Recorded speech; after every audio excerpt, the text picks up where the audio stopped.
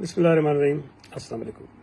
अभी हालिया बारिशों के बाद गुज़िश्ता शब जो है थदो डैम ओवरफ्लो हुआ है। कुछ वहाँ पर जो नहरें थीं उनके पानी आया और पहाड़ी इलाकों में जो बारिशें हुई उसकी वजह से मलीर नदी में तुग़यानी आई और मलीर नदी के साथ जो हमारा शारा भुट्टो का काम हो रहा है उस काम को थोड़ा सा नुकसान पहुँचा और एक उसमें ब्रीच आया है। मैं ये वाज़ेह करता चलूँ कि जहाँ पे ये ब्रीच आया है वहाँ अभी काम मुकम्मल नहीं हुआ और काफ़ी सारा काम अभी रहता है।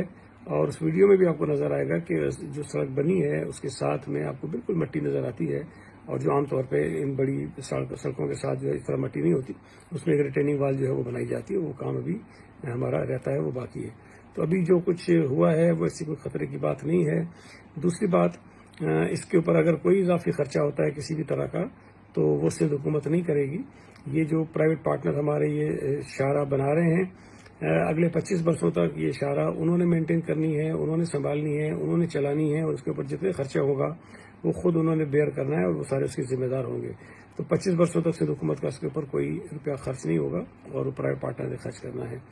तो ये जो ब्रीच है ये कोई इतनी बड़ी बात नहीं है। इंशाल्लाह ताला जब ये सड़क मुकम्मल होगी तो जब इसके तमाम जो उसके काम रहते हैं वो जब मुकम्मल हो जाएंगे तो इंशाल्लाह ताला ऐसी कोई सूरत हाल नज़र नहीं आएगी और इस सड़क बिल्कुल जो दुनिया में बेहतरीन मयार की सड़कें बनती हैं उसी मयार पे बनाई जा रही है।